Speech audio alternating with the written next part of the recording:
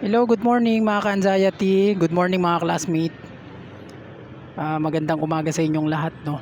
May gusto lang ako i-share sa inyo, no, about sa anxiety disorder. Naisipan ko huminto muna saglit para kahit papaano ay makapagbahagi ako sa inyo ng maikling video, kahit maikling video lang about sa anxiety disorder. Gusto ko lang i-share sa inyo, no, huwag kayong basta-basta bibigay pagdating sa mga sintomas. Huwag kayong basta-basta magpapaniwala pagdating sa mga sintomas. Huwag mong sasang-ayunan yung mga sintomas na nararamdaman mo, no. Ganyan lang talaga yung anxiety disorder. Marami siya sa yung ipaparamdam ng mga sintomas. Lalo na kapag bago pa lang yung anxiety disorder mo, kung months old pa lang yan, talagang napakaraming sintomas mong mararanasan. Saka hindi mo pa gaanong nare-realize yan eh. Hindi mo pa gaanong kilala siya eh. Kung ano yung mga kung ano yung mga kaya niyang gawin, no.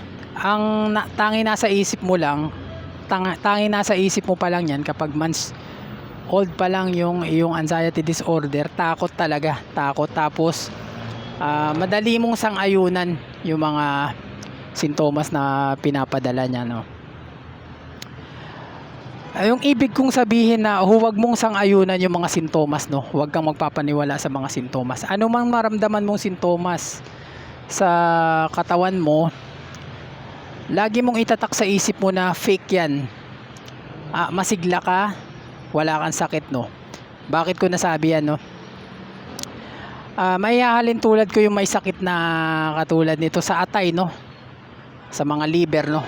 Nakakaramdam sila talaga ng sakit, no. Natural na sakit talaga, lalo na yung mga ulcer, no. Yung mga may ulcer, no, nakakaramdam talaga sila ng matinding sakit na sikmura, no. Ayan yung totoong may sakit, talaga nakakaramdam sila ng mga sintomas. Pero tayo, pansinin nyo, no, kapag relax yung isipan natin, kapag hindi tayo nakafocus sa sintomas na yun, wala naman tayo nararamdaman. Isa lang po yan sa patunay na masigla ka at wala kang sakit talaga, no. Yan lang po talaga yung anxiety disorder. Gusto ko pong ipagbigay alam sa inyo na huwag kayong basta-basta sasang-ayon sa mga sintomas, no. Kung mabigat man yung pakiramdam mo, kung nalalambot ka man, huwag kang sumang-ayon yan. Huwag kang sasang-ayon dyan. Kumbaga lagi mo itatatak sa isipan mo na wala akong sakit, masigla ako. Talagang dala lang ito ng anxiety disorder. Kapag kasi sumang-ayon ka dun, panghihinaan ka ng loob. Kapag pinanghinaan ka ng loob, manghihina ka talaga. May experience mo talaga yung mga panghihina na yan, yung mga discomfort na yan. May experience mo talaga yan. Lalo yung pagkahilo, no. Kapag nagpadala ka sa hilo na yan, kapag sinang-ayunan mo yung hilo na yan, may experience mo. Sa ngayon talaga, mahirap mong mapaniwalaan yan kung months old pa lang yung anxiety disorder mo. Pero habang tumatagal dyan, lalo kang nagkakaroon ng knowledge, lalo kang lumalawak yung kaalaman mo pagdating kay anxiety disorder, dun mo maiintindihan yan lahat. Lalo itong mga sinasabi ko, ini-explain ko. Ayun lang, no. Gusto ko lang ipagbigay alam sa inyo na huwag kang sasang-ayon, huwag kang bibigay. Kapag nanghihina ka, nanlalambot ka, basta huwag kang sasang-ayon dyan. Lagi mong isipin na malakas ka, wala kang sakit, no. Katulad ng sinabi ko, no, yung totoong may sakit talaga, nakakaramdam talaga sila ng matinding sakit talaga. Katulad yan sa ulcer, no. Binigay halimbawa ko na yun sa ulcer, no. Nakakaramdam talaga sila ng matinding sakit talaga, no. Unlike sa atin, talagang sa isipan lang, kapag relax yung isipan natin, hindi natin nararamdaman yung mga discomfort, no. So isa lang yan sa patunay na tanging ang anxiety disorder ay nasa isipan lang natin, no. Yun lang talaga ang pinakasikreto dyan. Huwag kang sumang-ayon kung may discomfort ka man nararamdaman. Maging aware ka, no. Maging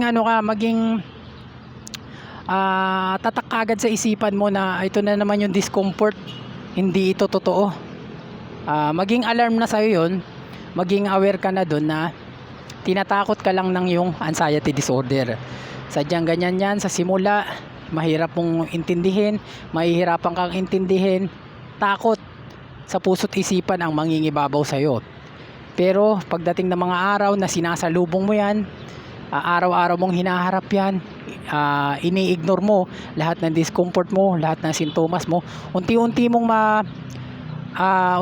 mapapag-aralan, unti-unti mong makakabisado lahat ng sintomas, hanggat sa darating na yung time na binabaliwala mo siya, doon naman siya unti-unti ang hihina, at doon na yan mag-goodbye, no?